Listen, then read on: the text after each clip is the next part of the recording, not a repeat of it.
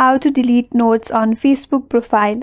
Hi everyone and welcome back to our channel, and on today's video we will learn how we can delete notes on Facebook profile. So without any further delay, let's get started. First of all, you have to open up Facebook application and make sure that you're logged in with your account. Once you're logged in, now head towards your profile by tapping on the profile icon at the top left just below the home icon. Now once you're on your profile page, as you can see in your profile there, you have already added a note. So in order to delete it, you have to tap on your note.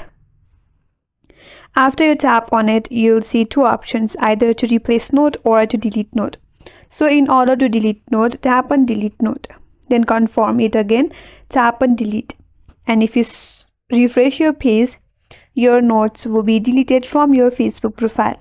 So that's the way to delete notes on Facebook profile, and that's all for today's video. Hope this video was helpful, and if you're new to our channel, consider subscribing. Thanks for watching and stay tuned for more videos.